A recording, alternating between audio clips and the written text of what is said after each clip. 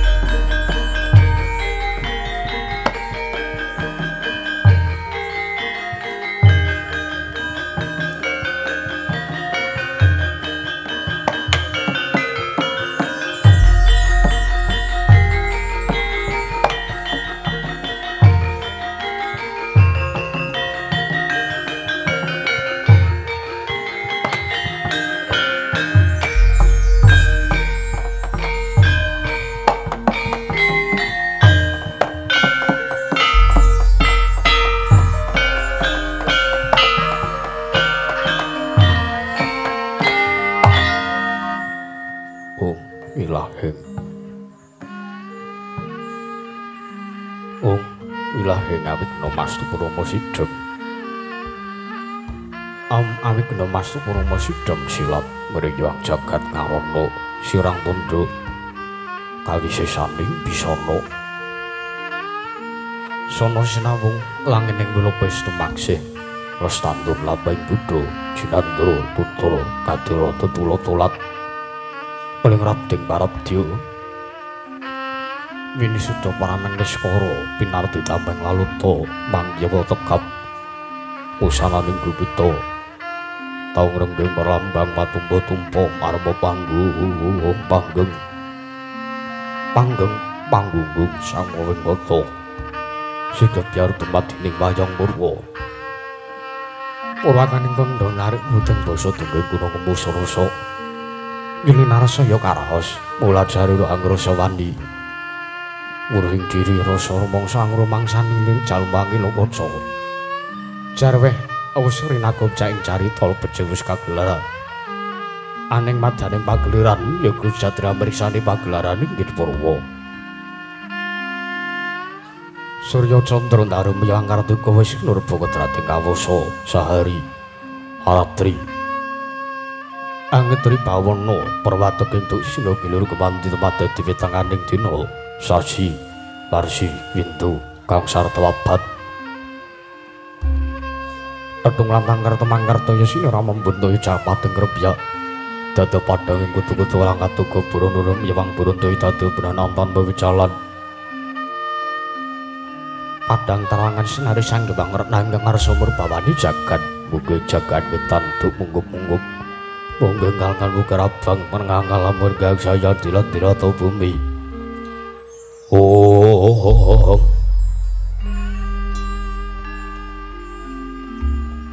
saya tangu sumber besanggawang arako katos semeblakanan ngiring abangis mujena kabur bawan sinari sang jebang basonto tanam tokaton ijo royo-royo amanggu gunung ingkang biru moyo-moyo pucuk ing gunung kinemulan gendanu kasil ing para bancana lenggat lembut ngantuk kaya gunung Pakuta Mega tan wetawis dangu seleng kawulutase tilawarsa ngupaya buka karep tegal sawayi anglo sira tatan ana pedhoti sinambi sendonan sesindenan mikul garulu kuni anggiring raja kayane sawen ana pirembagan samara wanggih Sanggiwang Raka Jayata ing saya inggil wis katon melok sinari jagat ing papal kidul Tangkulun sinaring jagat kang sabda trebel tujar bel kuwung paradhi manggih tatan wonten ing ngamadane kuwunge Praja negari Ngastina ya negari Gajahhoya ya ngeliman penawi sinebut Praja negari Guru Janggala Abanjari karo pambunganing kandha syarat ring mangke krana negari Ngastina dumadhi saking pulo-pulo bebanjaran sinasapan toya benawi trambe ing samudra binang langkul ketan pepagut pegating pangal kapanto urut ing Cakrawala waneh-waneh cakrek ing wawisik saweneh kineping jurang corong kinepung gosirup susun peksi awet menyewang sarang buwung wonten ugi pasisiran tersasana jembar kepeganing pasir kemelaring garis pikir tanam tuha grembeyu ngruyo-ruyo karang gitri rawi-rawiron kalopo bumi subur pasidan pawur satengati nandur tangkar tumangkar kawriyan dadi gunung-gunung bebanjengan angrangsang langit lenggak-lenggok lambai to mijil saking sendang-sendang bening tirtani hilene winara para planu trampi waduk benentung-bentung kinarya ngeleni sawah njewang patagan Narakisma Bokang bangun tali pasan tatatung bisa cengkengkeng selo sedhe tinandur kang merakapi pantiwa Bathari Sri Angler pasabinan nyayaruk misari kang pinangka pratiwi pategal engko boleh jingkar mbiyudungan yang baik nganti kaya manglung wit-witane polo kependem, polo kesimpar, polo gumandung sadaya tanku jiwa jinawi tukulan kang mawe kesara sanding diri ingon-ingon raja kaya ide iwen sansaya ngrembug lamun siang aglar ing manggunan lamun wanci sarap surya samya bali mring kandange sowang-sowang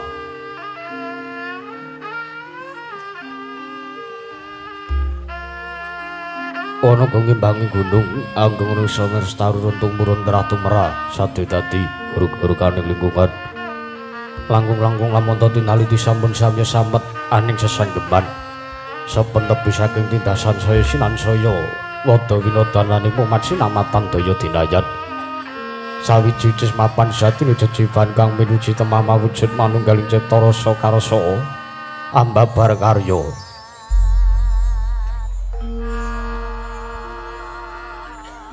kenging binasake negari ngasken lagya semono lagya manjing marang jaman kono panjang munjung pasir pawukira jinawi gembah paripah kartata turta raharja dasana guru kang gedhe bari padang jagate dur kuku setor tado kuncarane turta ketaku suring manca praja lah senta wau Wasana pernah dewi-dewi lamun kethek arane pragusa buta arane para ceka dewa wisik lamun nang Indra wenang jejuluk Sang Maha Prabu Duryudana ya Sang Nata Prabu Jakawitana ya Prabu Jayapitana ya Prabu Suyudana ya Sang Gendari Suta ya Sang Dastarastra Siwi ya Sang Tripamangsa ya Sang Kurawendra ya jejuluk Sang Prabu Gandharya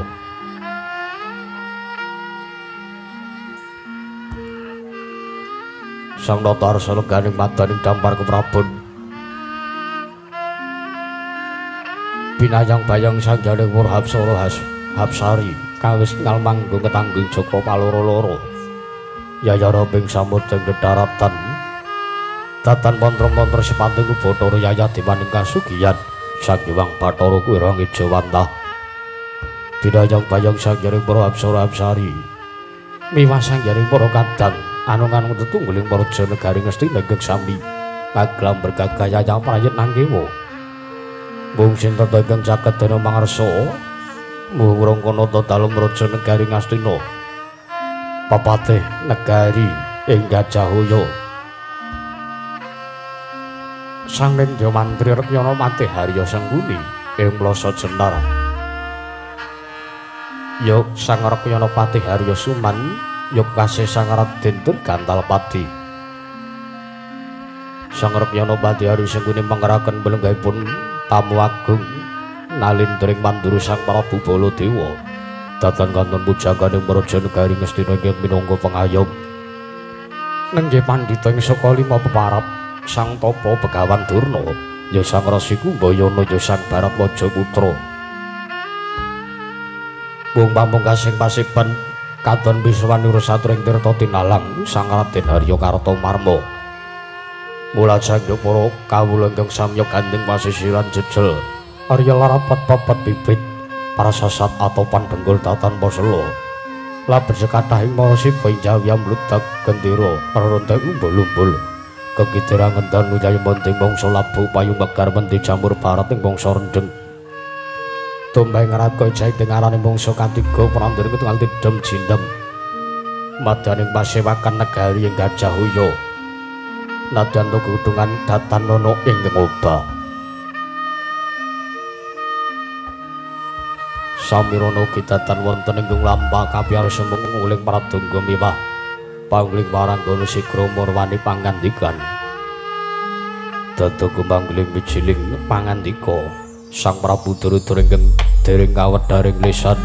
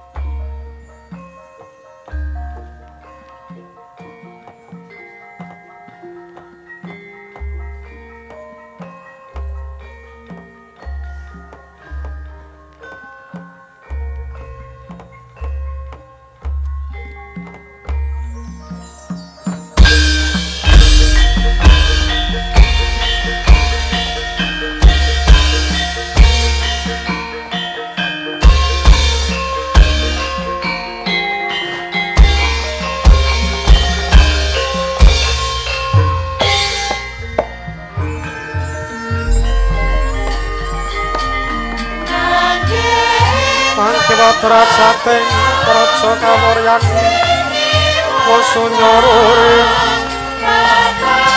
ora ratang rahing ukara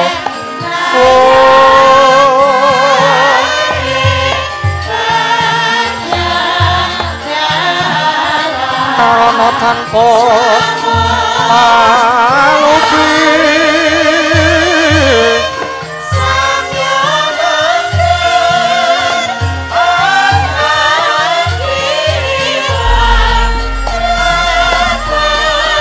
Tudung pandang minggu mati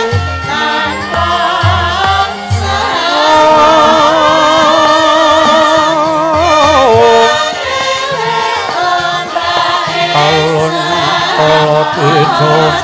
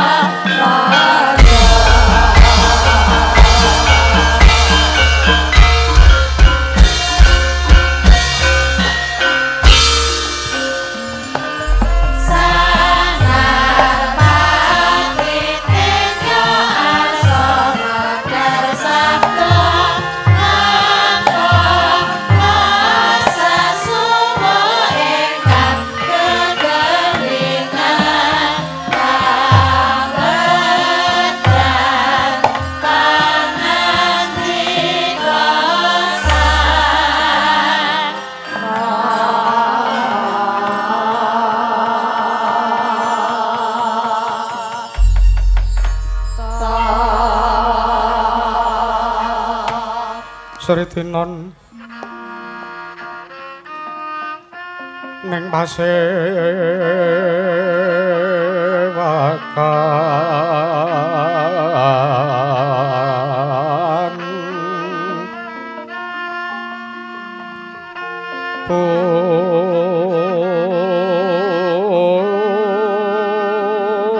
pusana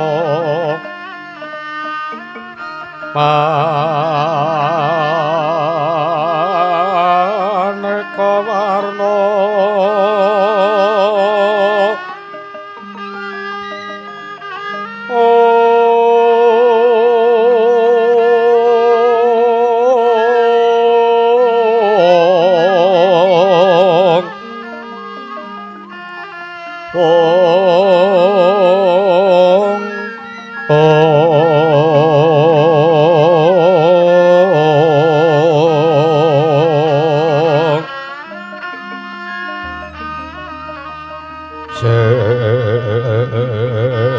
Pak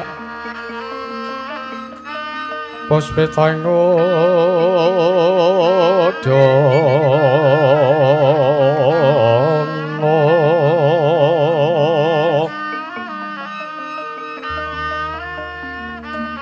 Nyuwang pancera sarwa rukma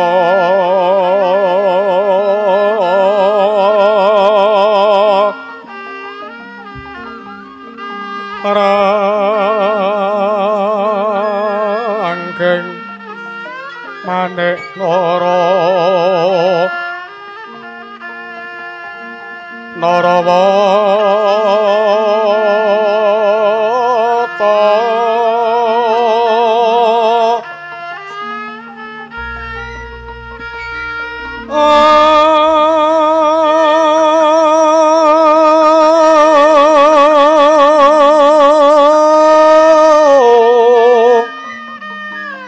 Opro prabanyo sumirat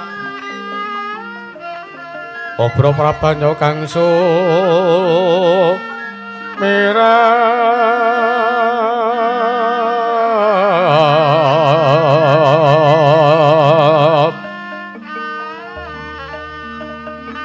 Kenyaring teca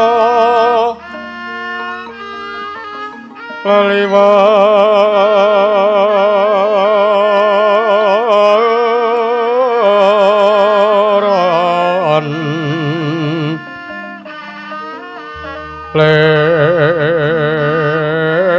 ler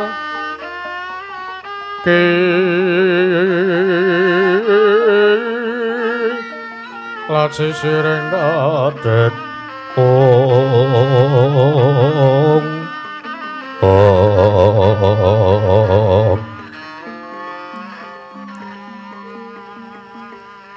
wimbo kekanta mrek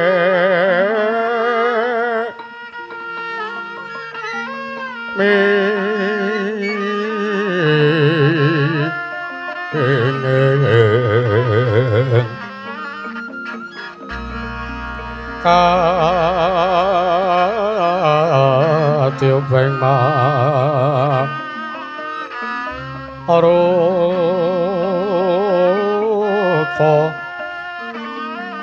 mantung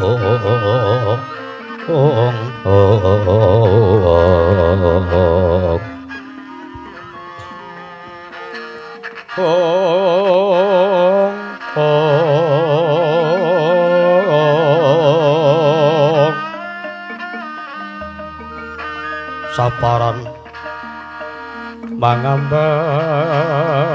kongas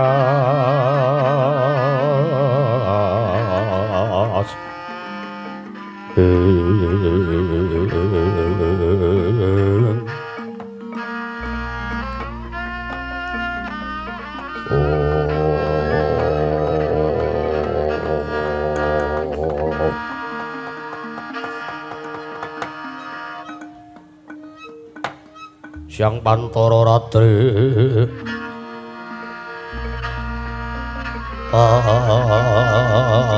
mung cipta kulon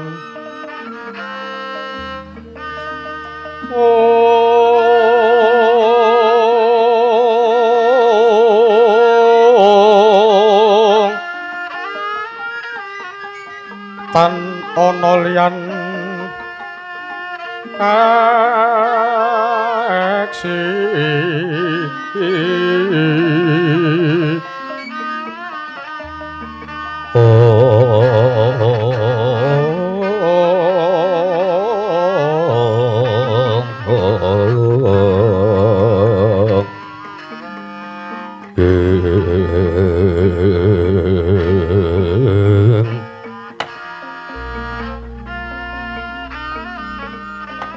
Sukmana pangadili nuwi ana sasmintaning sujagan wasisaning Ubadara dun mangke paman Pati Arya Sengguni paman Pati Arya Sumban paman Pati Mrasa Jenar ayo ndadekaken pengenira si paman Pati Arya Sengguni wondene jeneng para ingsun mijana ngarsaning manira paman Pati Arya Sengguni kawula ana ninggih keparang paduka miji dhumateng piswanipun ingkang bapa ing kepatihan Dewaji Sesembahan kula.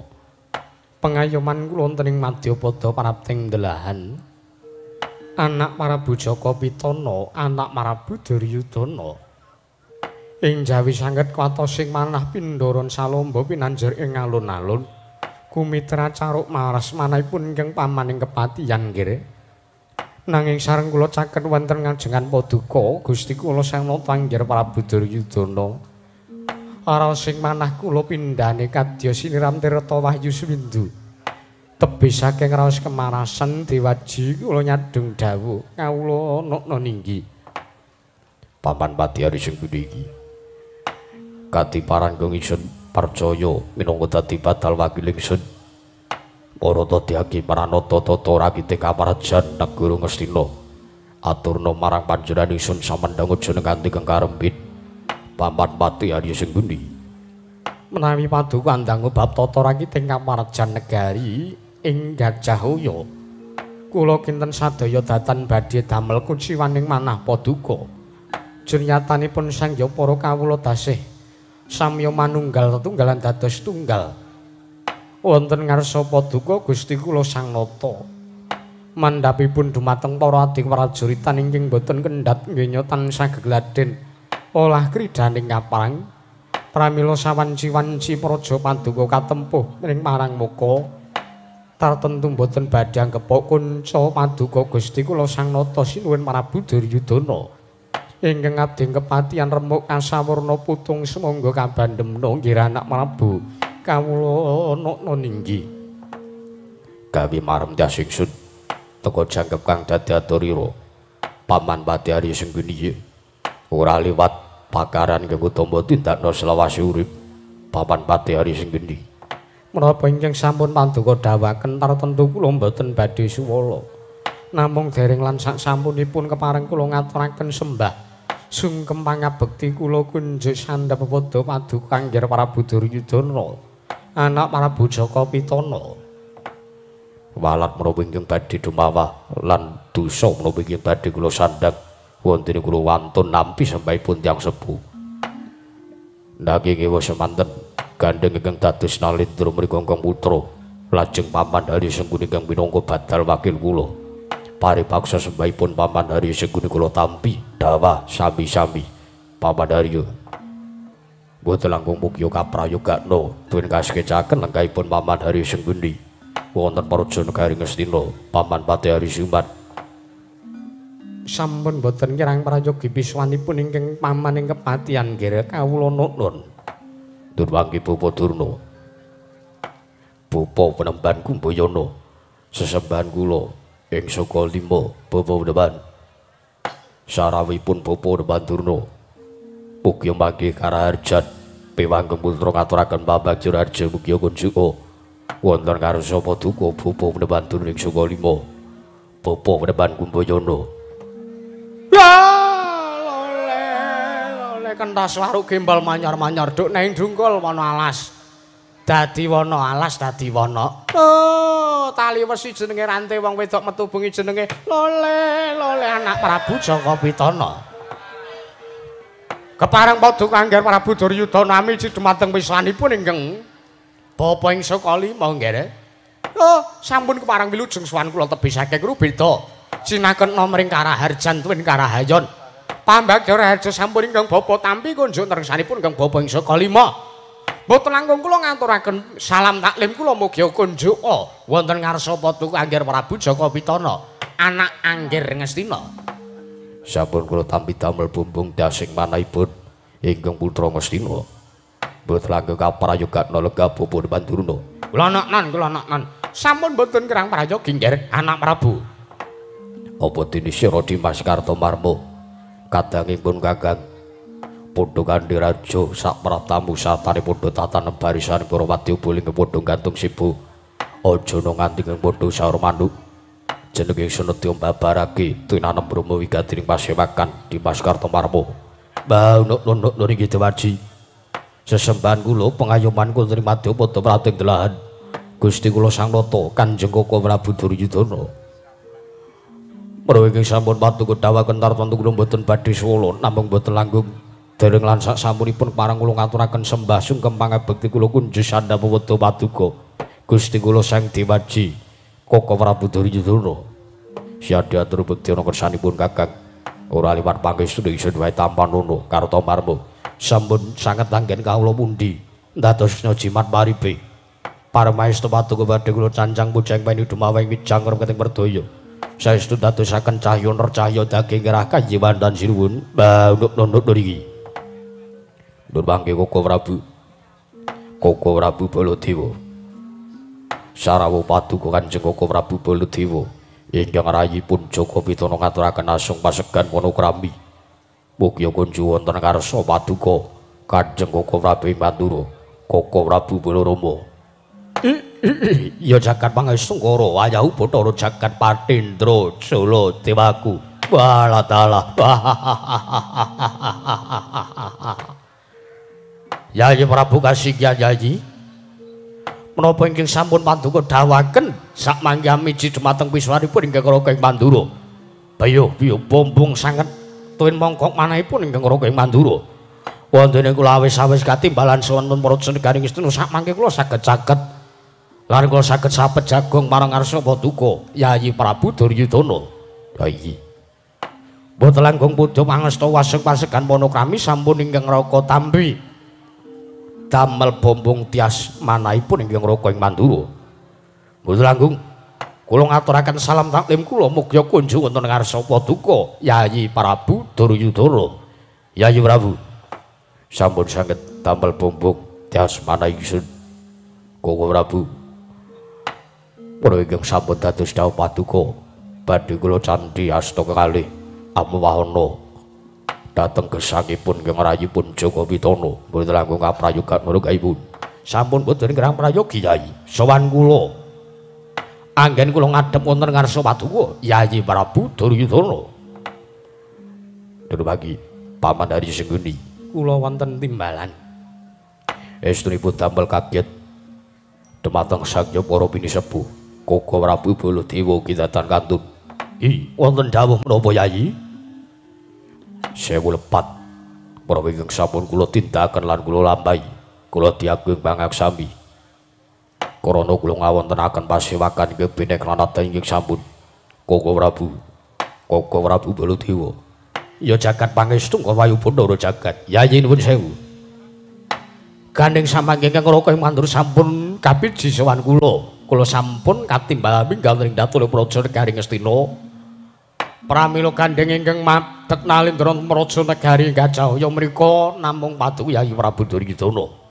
Pramila ingkang gadhah wenang njenengipun dumateng kawontenan Praja Negari Gajahya inggih namung paduka Yayi Prabu Duryudana. Mekaten. Iyi. Pramila samangke purba asisa kula kapasrahaken wonten ngarsa paduka ingkang raka namung sendika dawuh sartanipun kula namung badhe nganglungaken jangga nelingaken karna mastuti sabda tama dawuh pangandika paduka Yayi Prabu Duryudana. Matur sembah nuwun Koko Prabu wonten timbalan.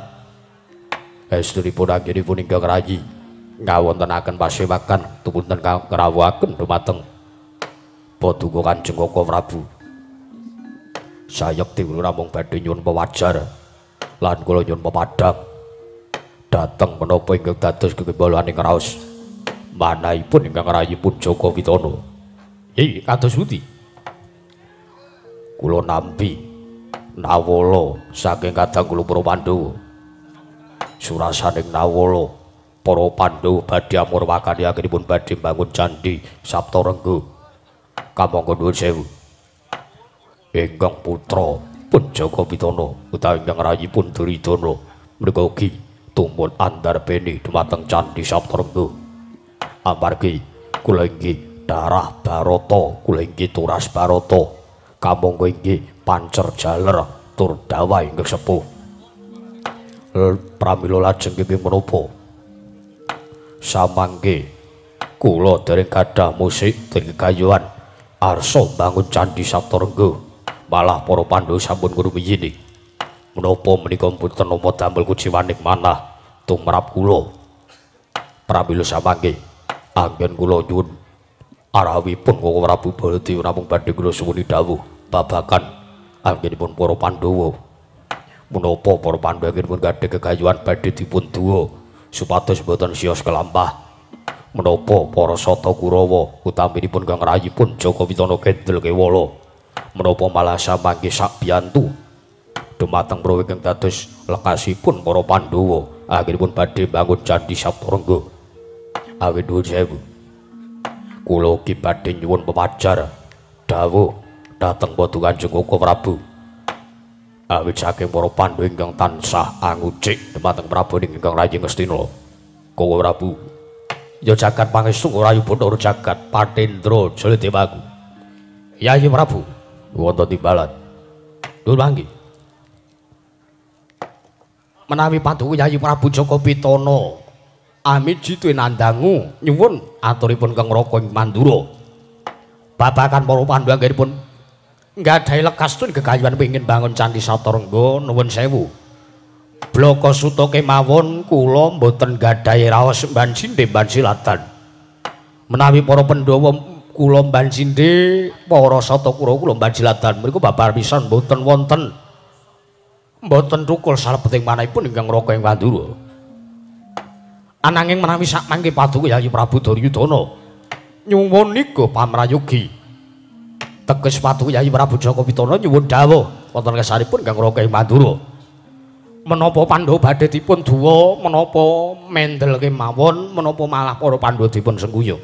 Yayi menawi pamaryoganipun ingkang Raka ing Mandura sakmangke para Pandhawa anggenipun badhe kepengin bangun Candhi Saptarengga menika dipun paringi sak biyantu. Teges para Pandhawa dipun sekuyung mboten namung nyengkuyung bab ragat lair nanging ugi nyengkuyung bab ragat batos. Nanging wis semanten menawi Paduka Yayi Prabu Duryudana awrat tuwin kawratan ngrawuhi lekasipun para Pandhawa anggenipun badhe bangun Candhi Saptarengga sakmangke mboten sisah ketayalan rawuh wonten ing Candhi Saptarengga ngrawuhi dhumateng kasipun para Pandhawa sakmangke supados Paduka Yayi Prabu Duryudana utusan dhateng wakil Paduka. Nanging nuwun sewu aturipun Kangraka ingkang kados mekaten wong mboten kok nrenggalangi sedyanipun para Pandhawa. Pangintenipun Pandhawa sampun nampi menawi namung utusan Kewala. Pangintenipun mugi dados margi karukunan Pandhawa lan Kurawa perkawis mboten tentrem mboten saking kalih para Pandhawa.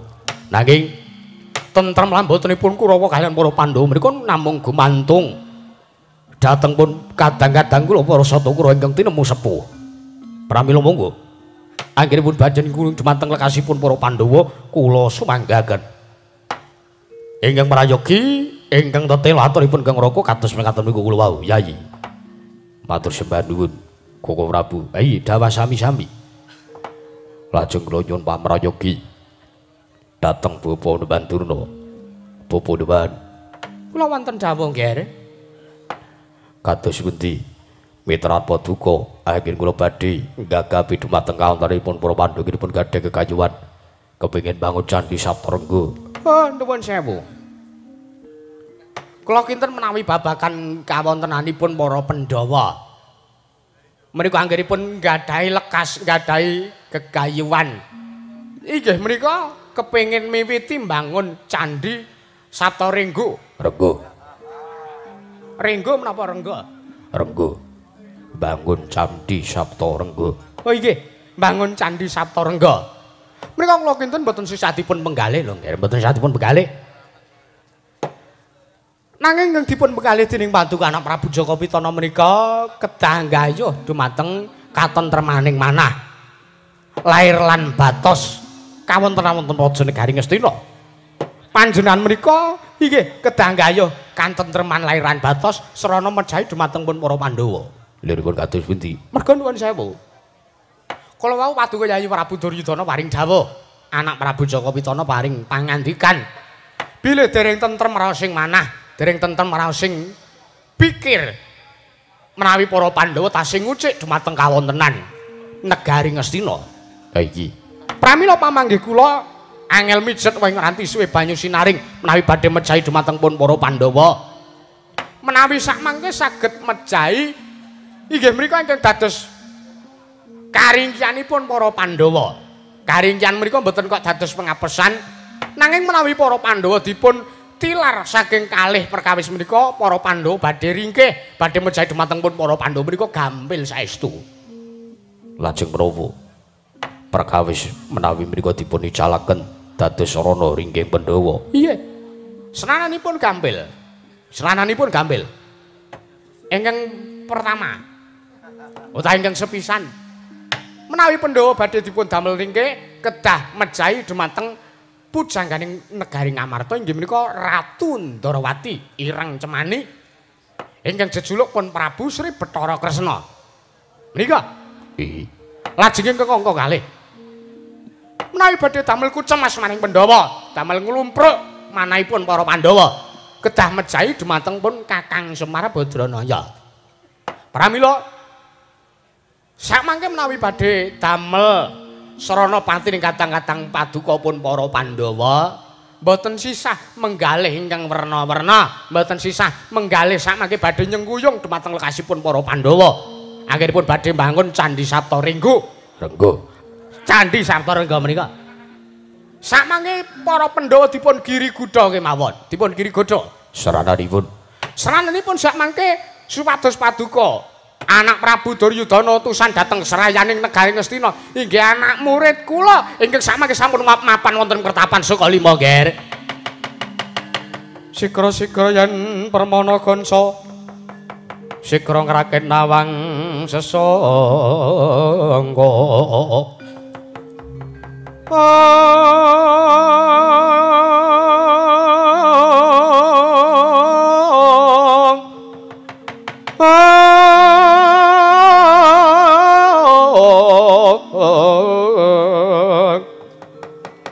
Nalendra mbek marwa sing sang katrika mulung katriku mulung mangrompak ing wadya kurda kurorek kagiri-giri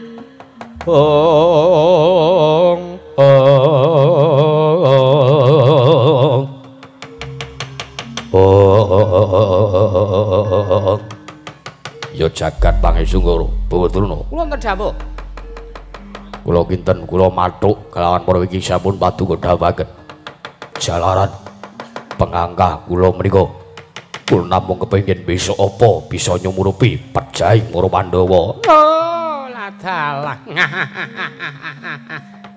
mulai mengaten paduka anak Prabu Jaka Pitana sarujuk kalian menapa ingkang dados pamanggipun ingkang bapa ing Saka Lima sarujuk sabage benjang menapa anggenipun badhe utusan dumateng Nalendra tetelukan utawi siswa saking paduka Bawa Pandurna benjang menapa anggenipun badhe damel sarana mejahi dumateng Koko Prabu Kresna kaliyan pun Semar Badranaya samangke kula kinten boten badhe kelampah lekasipun para pandhawanipun badhe bangun Candhi Saptarengga menawi menungsa loro menika sampun sirna margalayu Yayi Prabu mangke riyin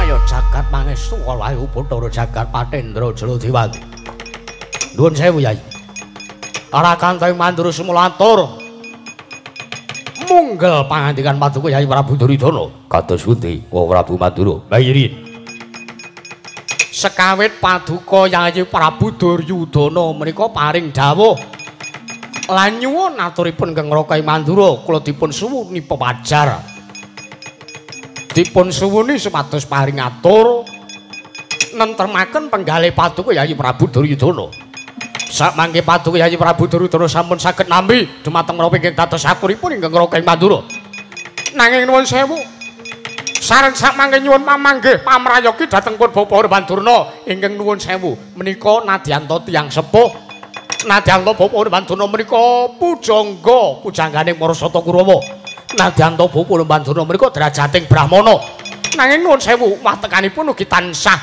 tartentu njlomprongaken dhateng pun para kadang-kadang kula para Sata Kurawa sakmangke kula sampun marem sakmangke kula pun mongkok nek paduka Yayi Prabu Duryudana nampi menawa ingkang dados aturipun Kang Raka kula nyuwun supados sabiyantu dhumateng kasipun para Pandhawa nanging kula kinten paduka Yayi Prabu Duryudana sajak malih tingalipun sareng nampi pangandikanipun wong tuwa sing ora mikir tembe mburine kula kinten paningaling paduka Yayi Prabu Duryudana kaya-kaya diwalik ngibarate nyumurupi kamulyaning batin karo kamulyaning lair luwih milih kamulyaning lair nuwun sewu Yayi nuwun sewu menawi ngaten kula rumangsa ingkang Raka ing Mandura nggadahi rasa pangrasa bila anggen kula mapan wonten prasane garing Ngastina mriku mboten wonten ginanipun ingkang mengaten kula aturi mrayogaken lenggahipun Yayi Prabu Duryudana ingkang Raka nyuwun pamit kula wangsul wonten prasane garing Mandura Yayi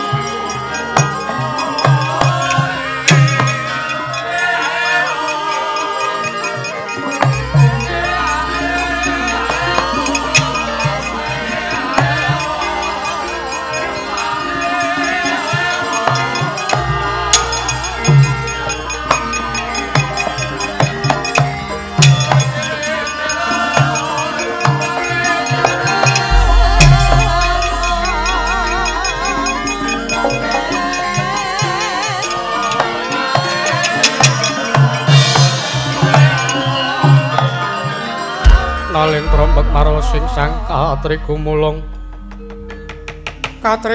mangroma ing wadya karada kura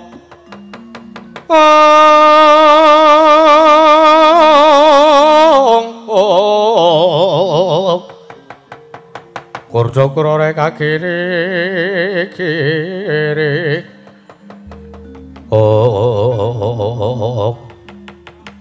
ya jagat pangestu kula pamanarya wonten dawuh kados pundi menawi kantoripun sampun kados mekaten Koko Prabu Maladuka nuwun sewu nggih kula kinten inggih perkawis ingkang lumrah menawi ingkang Raka Mandura menika duka jalaran nuwun sewu pancen estu pamrayoganipun anak Prabu Baladewa menika sae lan prayogi jernyatanipun anak Prabu Baladewa paring dawuh bilih saenipun anak Prabu Duryudana sak biyantu dhumateng pun lekasipun para Pandhawa. Ah menika kula matur. Nggih. Nanging sareng sak mangke paduka anak Prabu Duryudana nyuwun pamrayogi dhateng Kakang Durna. Kamangka Kakang Durna dalu niki nggih medal. Medal namanipun? Inggih medal ngendikane, medal pamrayogane. Nggih medal sanese barang. Hus. Ora sageleme dhewe sampean Dipatih. Nyatane sampean disuwuni pamrayoga sampean ya iso merantasi. Oh. Nuwun sewu, nuwun sewu. Senajan anak Prabu Baladewa menika dados pengayomipun para Sata Kurawa, nanging Kurawa menika dados murid kula. Yo ngaten nggih. Dadi apike kaya ngapa ature wong liya. Tetep isih kalah karo ature Begawan Durna. Nggih Kakang Durna nggih. Kula ki jan percaya karo sampeyan niki nek kon blithuk uwang, nek kon ngojok-ojoki wong njlomprongke wong liya ki kaya le gampang. Gampang. Angel mijet wae ngranti suwe banyu sinaring. Ya jagat pangestu kula. Pamandarya Kula wonten dawuh. kula kok malah gadhahi raos Cubriya. Cubriya kados pundi? Cubriya kados pundi, Ger? Sampun ngantos sak panggi. Mangke gegek akhiripun Koko Prabu Baladewa mingset saking kedaton negari Ngastina. Mriku mboten kuntur dhateng negari Mandura, nanging sak mangke malah badhe sowan wonten negari Ndrawati. Lho. Sowan teng negari Ndrawati liripun kados pundi? Awit nuwun sewu. Samangke Bapa Durna ngrasani tuwin ngucik dhumateng asmanipun arayinipun Koko Prabu Baladewa. Inggihipun Koko Prabu Ndrawati, inggihipun Koko Prabu Sri Bathara Kresna. Kuwatos sing manah kula. Menawi ngantos samangke Koko Prabu Baladewa boten kuntur dhateng negari Mandura, nanging malah sowan dhateng negari Ndrawati. Malah samangke kula nampi tukanipun Koko Prabu Ndrawati, kawontenan kula samangke badhe tumpes. Sampun ngantos. Sampun ngantos perkawis menika dipun penggalih. Awit nuwun sewu. Baladewa niku nek krungu jenenge adine dirasani dening wong liya menika nuwun sewu. Ora kok gek nesu dhewe, ora kok ditandangi dhewe. Ning mesti nuwun sewu. Ora maju perang dhewe, ora mbelani dhewe ning mesti kandhake karo adine. Merga dheweke rumangsa sing dirasani adine, sing merantasi karya ya kudu adine. Menika ratu ingkang boten gadhahi wibawa menika kados Prabu Baladewa menika. Ora sampean kok iso matur nek ratu sing ora duweni wibawa ki anak Prabu Baladewa. Lho, cobi to. Teng lakon Wahyu Trimanggala nika. Nalikane anak Prabu Baladewa dipun suwuni pamrayogi, nanging pamrayoganipun boten dipun gugu kaliyan anak Prabu Duryudana. Nggih. Ning anak Prabu Durna langkung percaya dhateng atur kula, lan atur kula sak mangke ugi marayogaken bilih Kresna kedah dipun pejahi. Nggih. Baladewa ora kok duka. Yayi nuwun sewu. Menawi ngaten caranipun mboten sah mengsah nata Ndrawati nang mengsah ingkang Raka ing Mandura. Baladewa ora mboten matur ngaten mboten. Nggih. Ning mesti Prabu Baladewa matur. Yayi nuwun sewu. Mari perkawisun kados mekaten kula aturi marayogakaken. Perkawis menika kula kandhake dumateng kadang kula ing Ndrawati. Lah menika ora teges Ratu Mandura menika ratu ingkang cepu. Cepu niku napa? Kandhakan. Ning perkara apa-apa mesti kandhake ning adine, ora gelem ngrambungi dhewe. Sampun. perkawis Koko Prabu Baladya mboten sah dipun penggalih. Inggih. Nanging kagem jagi kawontenanipun Kang Putra Punduryudana samangke para Sata Kurawa kinen melapat titahipun Koko Prabu Baladewa. Ngestaken dawuh. Bathara. Wonten dawuh. Samangke paduka paring dawuh bilih paduka nggadhahi nalendra mewitran utawi siswa saking pratapan saka lima. Inggih. Boglaturi sakmangke nglarapaken sawanipun wonten Paraja negari Ngastina. Dipati. Wonten dawuh. Jeluk ana anak muridku kae. Karo bapakne kae. Oh, ngaten. Nggih. Ken kok nyuwanke mrene. Nuwun sewu kula nek mboten nampa dawuh anak Prabu Duryudana kula mboten wantun. Paman Pati Arya Sengkuni sakmangke katimbalana sawanipun Nalendra Memitran. Oh, inggih ngestaken.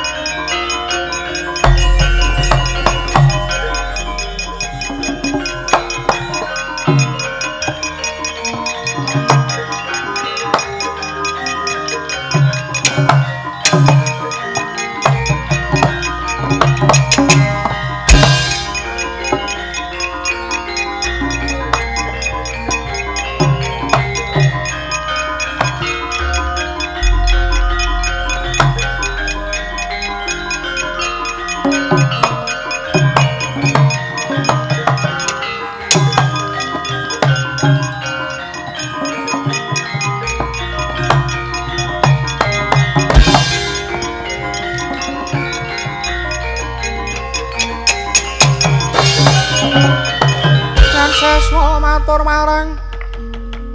marang risang ohaya ge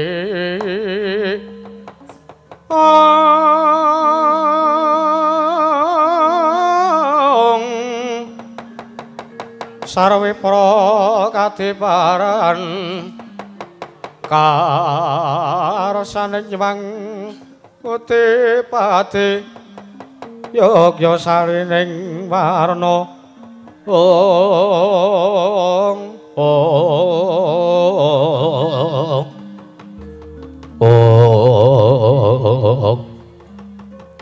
ya jagat pangesungkara Pamandarya kula wonten dawuh menapa menika pawongan samangke dados rayaning Kurawa inggih mbok menawi nalikanipun kula titik wonten ing paseban kula wau kula suwune priksa sinten sing murite Durna. Lah wong loro niku ngacung.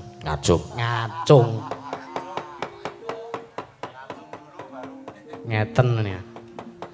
Nggih. Lah monggo dipun dangu. Bawa Durna. Wonten dawuh. Menapa inggih menika memitran paduka. Inggih leser, anu leres. Leres inggih menika. Samangke kula aturi dangu. Nurwangi perban. Menika Brahmana kalian Nalendra Nurwangi. Menawi samangke kestu waring dawuh dhateng Kang Adi Ngastina. Paduka menika saking pundi? Sinten peparap lan jujuranipun? Ya jagat pangestu kala wayahu Bathara jagat mastuna mesti dameski aring bawana langgeng. Sinuwun Prabu Duryudana. Yen to Sang Prabu ndangu kelawan panjenengan ingsun ya aku. Ya iki pandhita klayang kabur kanginan kendhang kebaraten. Ya aku Begawan Wisakarna. Paduka Sang Pirandita Penemban Wisakarna. Ya pancen kepara nyata. Lajeng ingkang wingking mriku Nalendra saking pundi? Iya Nun. Nun amin pasang kaliman labe terbina ing lodoni dumawing tawang tawang sinuwun.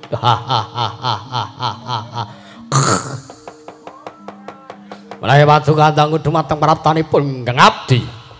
Awonten pawarni kula wingking saking negaring trambulan jagat.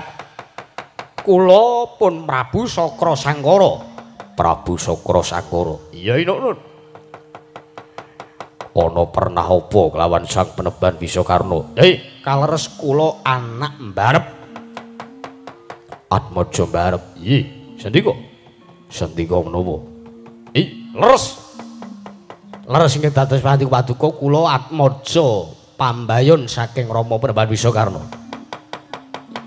Lajeng samangke anggen kula nglarapaken dhumateng para petandira Sang Pinandhita Peneban Wisakarna namung luhane dhateng menapa ingkang dados dipun pangandikanipun Bawa Bandurna. Iya.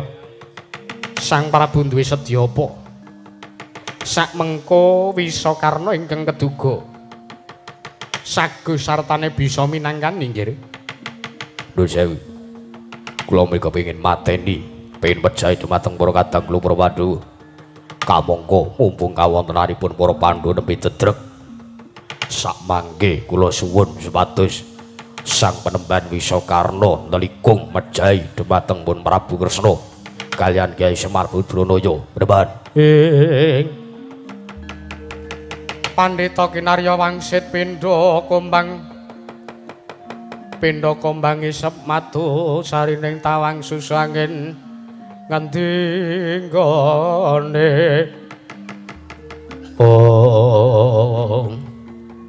Iya jagat pangestungkara. Ora sandadak sira Sang Prabu Duryudana duweni rasa sumelang. Yen to pancen kuwi sing dadi kekarepanmu, sinuwun aku mengko ing keduga saguh ngaturke kewandane para Pandhawa. Estu. Iya. Lahir lan batin. Yen to nganti gagar wigar apa sing tak aturake, seksenana janggaku ingkang dadi jole. Matur nuwun. Lajeng pinjang menapa anggenipun badhe bidhal mejahi dhumateng pun para Pandhawa. Ora ketang sambung abot cala lintang. Sartane ora ngenteni sleming Sang Hyang Arka sak mengko aku bakal ngaturake kewandane para Pandhawa. Matur nuwun. Malah yen mangkono aku njaluk pamit wektu dina iki ora kanthi gantaran 3 dina. Aku bakal bali ngaturke ndase Pandhawa, tak aturke ngersani anak Prabu Duryudana.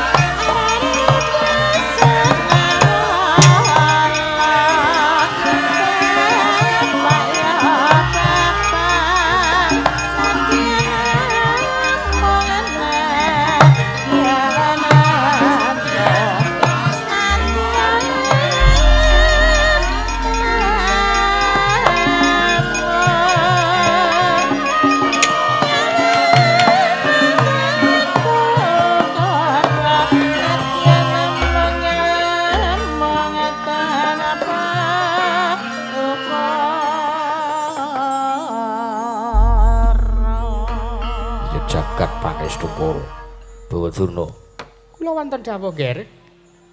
Saestu kula marem Nggih. Marem bab menapa? babagan angin paduka gadhe sabiyantu dhateng lekasipun Kang putra ing ngestiyakipun badhe mejahi dhumateng para Pandhawa. Oh, loleh. Iki mesti kemawon mekaten, Ger. Ing pengangkah bapa ingkang bapa ing saka lima menika namung kepengin nayog yanilan mujudaken menapa ingkang dados jangka jangkaning paduka anak Prabu Duryudana. Tumunten Paman Harya. Kula wonten dawuh. Samangke nuli kula dawuhi supados nglembahaken barisaning para Sata Kurawa kinarya mlapat tindhaipun Koko Prabu Baladewa lan ugi ngrumajangi dhateng tindhaipun Bapa Penemban Wisakarna sartanipun Yayi Prabu Sakara Sangkara. Inggih ngestaken dawuh. Tumunten sakmangke kula nyuwun pamit madal wasilan. Ngatos-atos sampun kados dene lari alit Kartomarma. Kula wonten dawuh sinuwun. Para dadi ibu paroga padha sibuk ingsun kundur kedaton. Nun ngestaken dawuh kepareng kula nyuwun pamit madal wasilan. Ngati-ati aja kaya bocah cilik. Kadangipun Kakang Kartomarma kaya wis ora ana dawuh maneh. Purna gatining mananggilan. Arsa Sang Nata Kundura ngedaton jeluk saking Damparekcana kinapit gamparan gading. Kadheraken sangjaning Paromban Jedi manggung ketanggung Jaka Paloro-loro. Ingkang samya ngambil pacaring keprabon kawisdangan saking Mandura tindaknya Sang Sri Naranata. Tindhaira Sang Prabu Duryudana tansah ara runtungan.